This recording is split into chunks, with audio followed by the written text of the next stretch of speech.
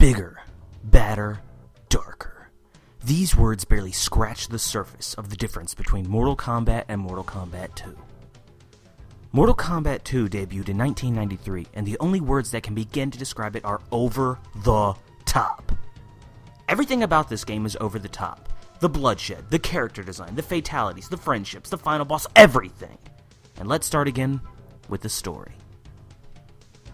Basically, after being defeated by Liu Kang, Shang Tsung went to his master, Shao Kahn, and begged him for forgiveness, while telling him that the next Mortal Kombat tournament should be held in Outworld, which was the twisted world that Shao Kahn reigned from. This invitation could not be turned down, and would give Shao Kahn the home field advantage.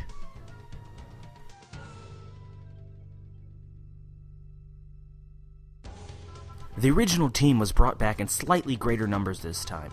In addition to the 4 Mortal Kombat veterans, Tony Goski was brought in. According to Ed Boon, Goski helped with the backgrounds of Mortal Kombat 2, creating some of the darker and more fantastic pieces of art. The game Mortal Kombat 2 pretty much began to pave the way for every Mortal Kombat. The storyline of the game was actually fleshed out, and when you really think about it, Mortal Kombat is one of the few fighting games where the story actually matters. The atmosphere of the game got a complete overhaul. Mortal Kombat had a bunch of generic levels like a lair and a pit and this statue of a guy poking his nipple.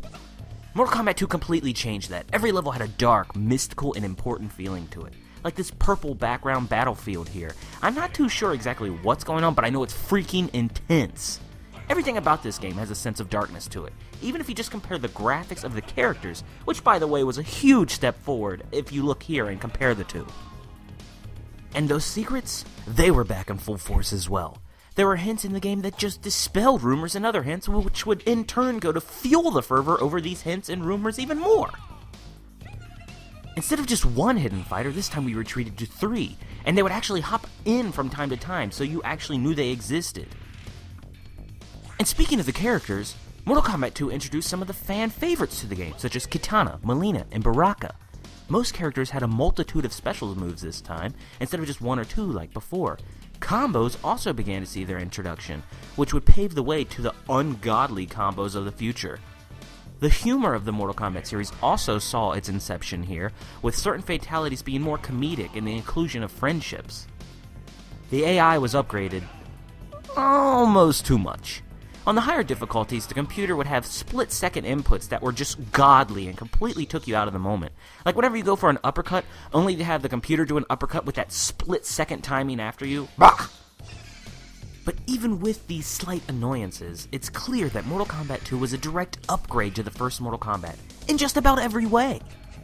And perhaps one of the biggest hints that it dropped revealed that it wasn't going to be the last MK in store for fans.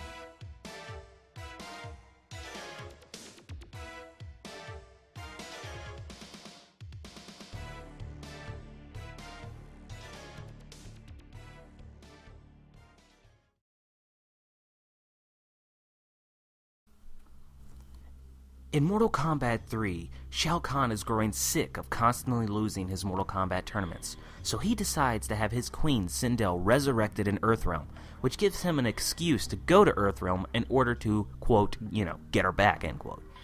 When he does, the two realms of Outworld and Earthrealm begin to merge, which kills almost everyone living in Earthrealm. Raiden is able to save a few choice souls, and these few souls would go on to fight the new Mortal Kombat tournament, again the ultimate hero being Liu Kang.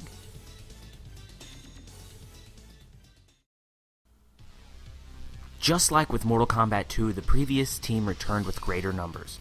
2 names of choice are Steve Baran and Dave Michicic. Baran was one of the artists that would help Tobias design characters and different animations, while Michicic helped design the various 3D elements of the game.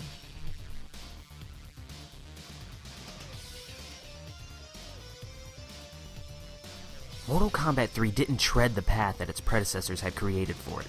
Nearly everything about the game seemed different from the games before it. Gone was the Oriental theme of the past. This time it was replaced with a more modern sense. This seems to come from the fact that the game was now taking place in the actual world rather than just the island where Mortal Kombat took place or in Outworld. Also gone, though, was the Oriental music of the past, which was replaced with a more electronica sound. The end result is a game that is truly unlike Mortal Kombat 1 and Mortal Kombat 2, but was it as good as Mortal Kombat 1 or Mortal Kombat 2? Well, that depends. Some people criticize Mortal Kombat 3 because of its difficulty and flat-out ridiculous nature.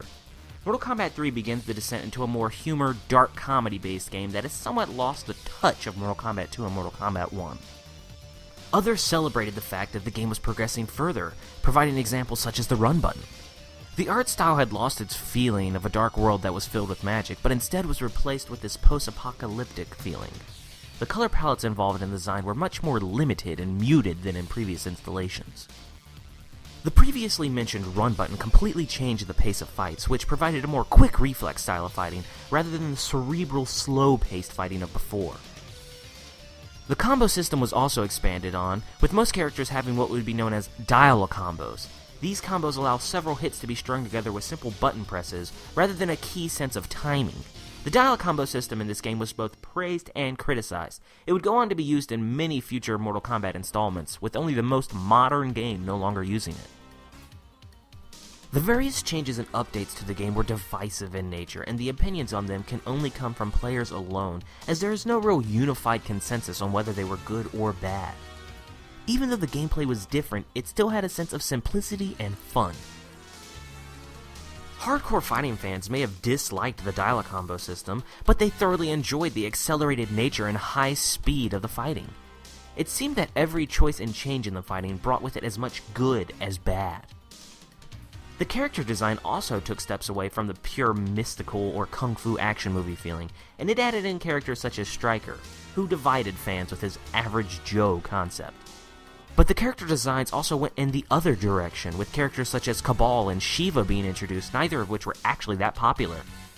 The only two characters in Mortal Kombat 3 that would be introduced that would actually become fan favorites were Cyrax and Sector, the robotic ninjas from the Lin Kuei. Another truly interesting decision made with early versions of Mortal Kombat 3 was the attempt to leave all ninjas out of it.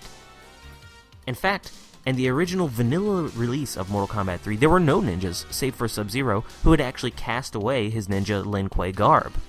This was met with very negative fan reaction, so in the updated versions of Mortal Kombat 3, the ninjas, along with the female ninjas, were reinstated. The secrets multiplied in number, and there were now animalities along with babalities, friendships and fatalities, and in later updates there would be brutalities. Also added was the combat code, in which players could input a code that would change aspects of the upcoming fight, such as turning off blocking or setting up handicaps. And of course, there were still multiple hidden characters, such as Human Smoke, Classic Sub-Zero, Ermac, and Melina. Mortal Kombat 3 was a sign of what was yet to come. The creators were obviously willing to step outside of the boundaries with the gameplay, and it showed and helped evolve the game into a tournament-worthy game. The games that would follow Mortal Kombat 3 would forever change the face of the series, and begun the dark descent into a path of critical failure. Join me on the next retrospective, where we dive into the Mortal Kombats that were forgotten by time and disliked by almost